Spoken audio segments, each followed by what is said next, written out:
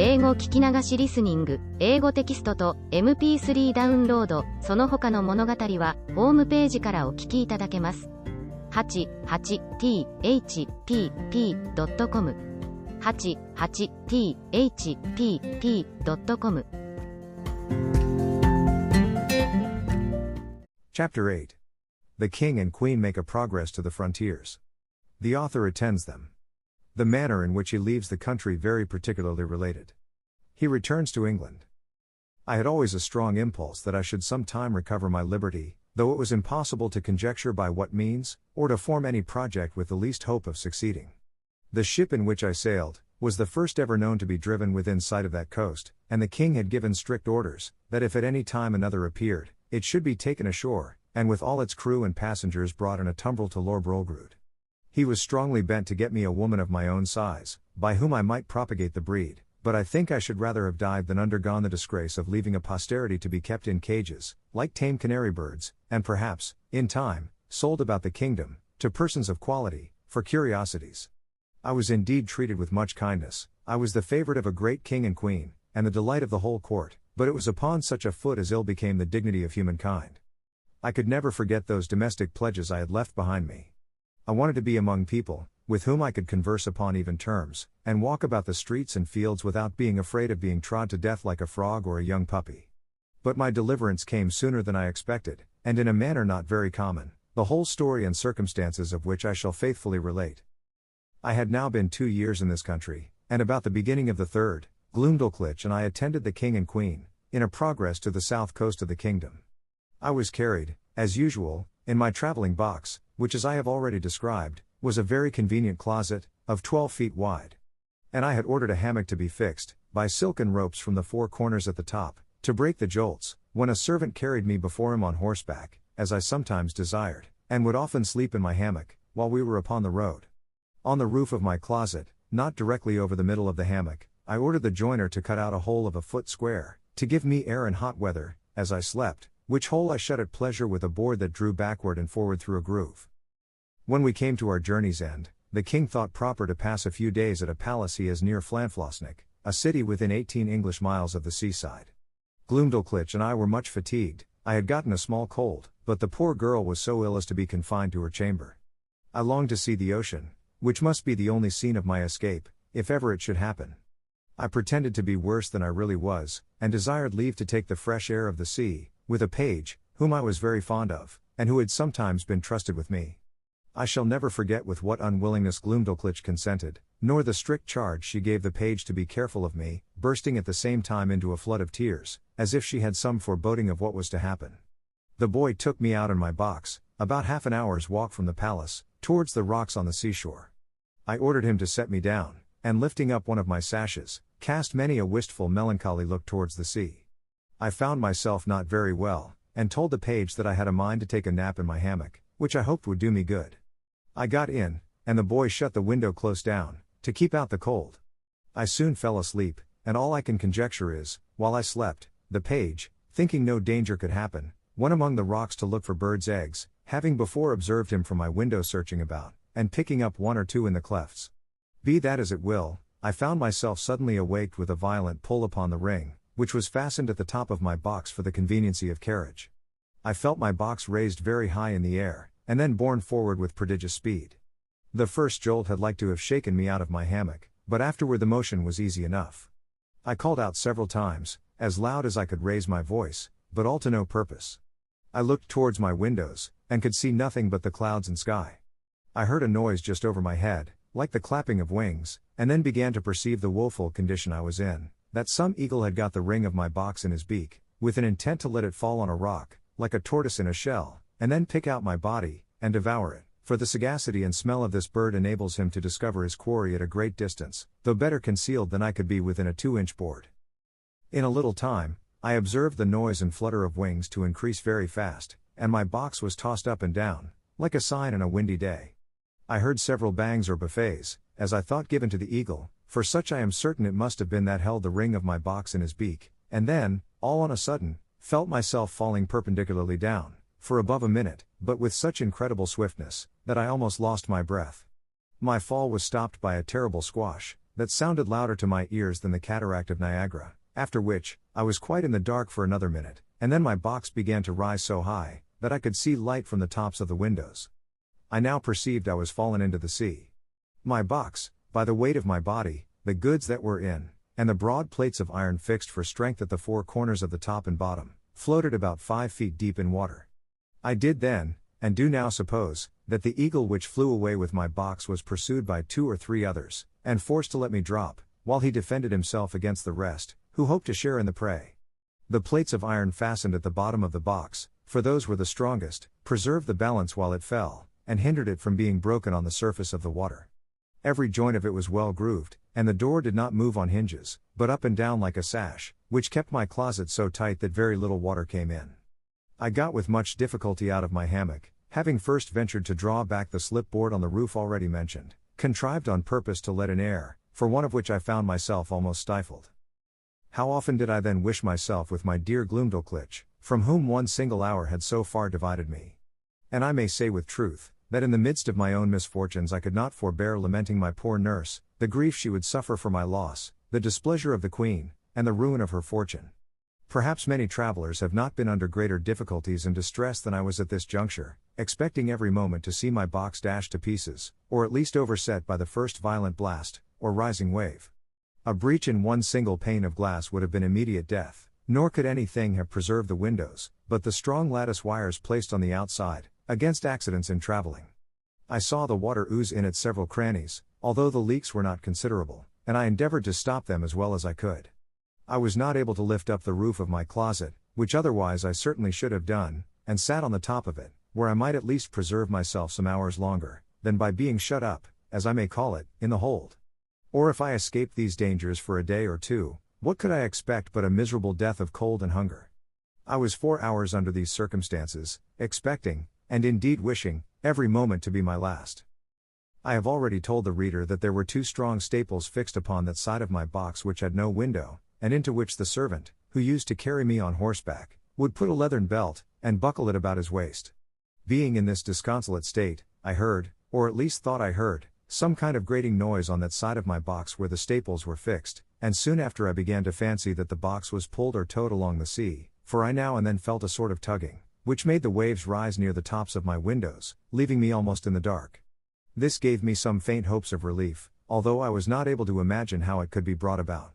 I ventured to unscrew one of my chairs, which were always fastened to the floor, and having made a hard shift to screw it down again, directly under the slipping board that I had lately opened, I mounted on the chair, and putting my mouth as near as I could to the hole, I called for help in a loud voice, and in all the languages I understood. I then fastened my handkerchief to a stick I usually carried, and thrusting it up the hole, waved it several times in the air, that if any boat or ship were near, the seamen might conjecture some unhappy mortal to be shut up in the box. I found no effect from all I could do, but plainly perceived my closet to be moved along, and in the space of an hour, or better, that side of the box where the staples were, and had no windows, struck against something that was hard. I apprehended it to be a rock, and found myself tossed more than ever. I plainly heard a noise upon the cover of my closet, like that of a cable, and the grating of it as it passed through the ring. I then found myself hoisted up, by degrees, at least 3 feet higher than I was before. Whereupon I again thrust up my stick and handkerchief, calling for help till I was almost hoarse. In return to which, I heard a great shout repeated 3 times, giving me such transports of joy as are not to be conceived but by those who feel them. I now heard a trampling over my head, and somebody calling through the hole with a loud voice, in the English tongue, "If there be anybody below, let them speak." I answered, I was an Englishman, drawn by ill fortune into the greatest calamity that ever any creature underwent, and begged, by all that was moving, to be delivered out of the dungeon I was in.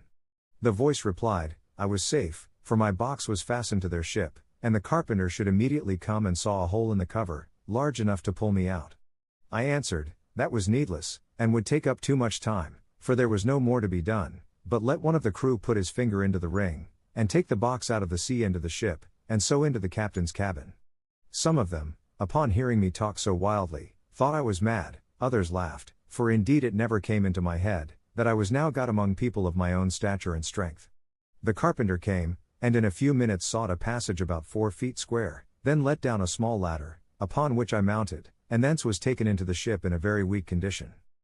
The sailors were all in amazement, and asked me 1,000 questions, which I had no inclination to answer. I was equally confounded at the sight of so many pygmies, for such I took them to be, after having so long accustomed my eyes to the monstrous objects I had left. But the captain, Mr. Thomas Wilcox, an honest worthy Shropshire man, observing I was ready to faint, took me into his cabin, gave me a cordial to comfort me, and made me turn in upon his own bed, advising me to take a little rest, of which I had great need. Before I went to sleep, I gave him to understand that I had some valuable furniture in my box, too good to be lost, a fine hammock, a handsome field bed, 2 chairs, a table, and a cabinet, that my closet was hung on all sides, or rather quilted, with silk and cotton, that if he would let one of the crew bring my closet into his cabin, I would open it there before him, and show him my goods. The captain, hearing me utter these absurdities, concluded I was raving. However, I suppose to pacify me, he promised to give order as I desired, and going upon deck, sent some of his men down into my closet, whence, as I afterwards found, they drew up all my goods, and stripped off the quilting, but the chairs, cabinet, and bedstead, being screwed to the floor, were much damaged by the ignorance of the seamen, who tore them up by force. Then they knocked off some of the boards for the use of the ship, and when they had got all they had a mind for, let the hull drop into the sea, which by reason of many breaches made in the bottom and sides, sunk to rights. And, indeed, I was glad not to have been a spectator of the havoc they made, because I am confident it would have sensibly touched me, by bringing former passages into my mind, which I would rather have forgot. I slept some hours, but perpetually disturbed with dreams of the place I had left, and the dangers I had escaped. However, upon waking, I found myself much recovered. It was now about 8 o'clock at night, and the captain ordered supper immediately, thinking I had already fasted too long. He entertained me with great kindness, observing me not to look wildly, or talk inconsistently, and, when we were left alone, desired I would give him a relation of my travels, and by what accident I came to be set adrift, in that monstrous wooden chest. He said that about 12 o'clock at noon, as he was looking through his glass, he spied it at a distance, and thought it was a sail, which he had a mind to make, being not much out of his course, in hopes of buying some biscuit, his own beginning to fall short. That upon coming nearer, and finding his error, he sent out his longboat to discover what it was, that his men came back in a fright, swearing they had seen a swimming house. That he laughed at their folly, and went himself in the boat, ordering his men to take a strong cable along with them. That the weather being calm, he rowed round me several times, observed my windows and wire lattices that defended them. That he discovered 2 staples upon one side, which was all of boards, without any passage for light. He then commanded his men to row up to that side, and fastening a cable to one of the staples, ordered them to tow my chest, as they called it, toward the ship. When it was there, he gave directions to fasten another cable to the ring fixed in the cover, and to raise up my chest with pulleys, which all the sailors were not able to do above 2 or 3 feet, he said. They saw my stick and handkerchief thrust out of the hole, and concluded that some unhappy man must be shut up in the cavity. I asked, whether he or the crew had seen any prodigious birds in the air, about the time he first discovered me. To which he answered, that discoursing this matter with the sailors while I was asleep, one of them said, he had observed 3 eagles flying towards the north, but remarked nothing of their being larger than the usual size, which I suppose must be imputed to the great height they were at, and he could not guess the reason of my question. I then asked the captain, how far he reckoned we might be from land. He said, by the best computation he could make, we were at least 100 leagues. I assured him, that he must be mistaken by almost half, for I had not left the country whence I came above 2 hours before I dropped into the sea. Whereupon he began again to think that my brain was disturbed, of which he gave me a hint, and advised me to go to bed in a cabin he had provided. I assured him, I was well refreshed with his good entertainment and company, and as much in my senses as ever I was in my life.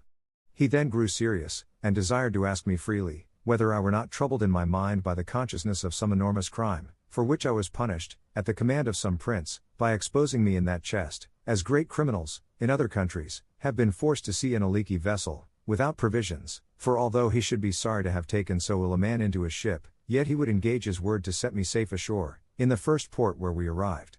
He added, that his suspicions were much increased by some very absurd speeches I had delivered at first to his sailors, and afterwards to himself, in relation to my closet or chest, as well as by my odd looks and behavior while I was at supper. I begged his patience to hear me tell my story, which I faithfully did, from the last time I left England, to the moment he first discovered me. And, as truth always forces its way into rational minds, so this honest worthy gentleman, who had some tincture of learning, and very good sense, was immediately convinced of my candor and veracity. But further to confirm all I had said, I entreated him to give order that my cabinet should be brought, of which I had the key in my pocket, for he had already informed me how the seaman disposed of my closet. I opened it in his own presence, and showed him the small collection of rarities I made in the country from which I had been so strangely delivered. There was the comb I had contrived out of the stumps of the king's beard, and another of the same materials, but fixed into a paring of Her Majesty's thumbnail, which served for the back. There was a collection of needles and pins, from a foot to half a yard long, 4 wasp stings, like joiner's tacks, some combings of the Queen's hair, a gold ring, which one day she made me a present of, in a most obliging manner, taking it from her little finger, and throwing it over my head like a collar. I desired the captain would please to accept this ring in return for his civilities, which he absolutely refused. I showed him a corn that I had cut off with my own hand, from a maid of honor's toe. It was about the bigness of Kentish pippin, and grown so hard, that when I returned to England, I got it hollowed into a cup, and set in silver. Lastly, I desired him to see the breeches I had then on, which were made of a mouse's skin. I could force nothing on him but a footman's tooth, which I observed him to examine with great curiosity, and found he had a fancy for it.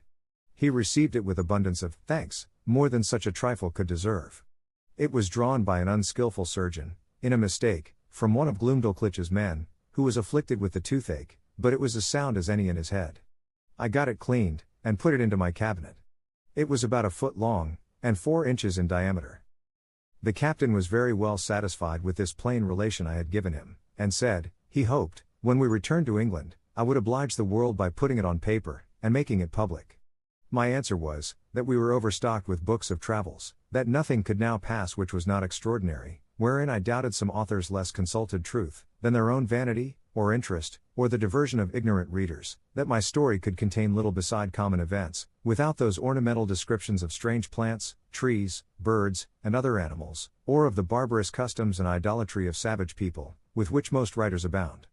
However, I thanked him for his good opinion, and promised to take the matter into my thoughts.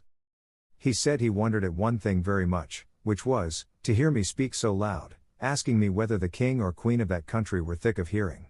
I told him, it was what I had been used to for above 2 years past, and that I admired as much at the voices of him and his men, who seemed to me only to whisper, and yet I could hear them well enough. But, when I spoke in that country, it was like a man talking in the streets, to another looking out from the top of a steeple, unless when I was placed on a table, or held in any person's hand. I told him, I had likewise observed another thing, that, when I first got into the ship, and the sailors stood all about me, I thought they were the most little contemptible creatures I had ever beheld. For indeed, while I was in that prince's country, I could never endure to look in a glass, after my eyes had been accustomed to such prodigious objects, because the comparison gave me so despicable a conceit of myself. The captain said, that while we were at supper, he observed me to look at everything with a sort of wonder, and that I often seemed hardly able to contain my laughter, which he knew not well how to take, but imputed it to some disorder in my brain.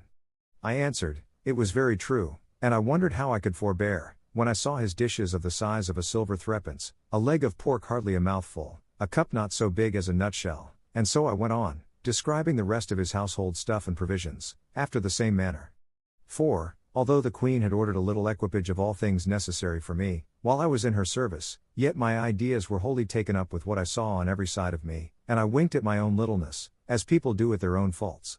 The captain understood my raillery very well, and merrily replied with the old English proverb, that he doubted my eyes were bigger than my belly, for he did not observe my stomach so good, although I had fasted all day, and, continuing in his mirth, protested he would have gladly given £100, to have seen my closet in the Eagle's Bill, and afterwards in its fall from so great a height into the sea, which would certainly have been a most astonishing object, worthy to have the description of it transmitted to future ages, and the comparison of Phaeton was so obvious, that he could not forbear applying it, although I did not much admire the conceit.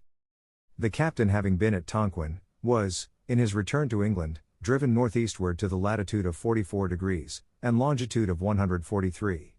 But meeting a trade wind 2 days after I came on board him, we sailed southward a long time, and coasting New Holland, kept our course west-southwest, and then south-southwest, till we doubled the Cape of Good Hope.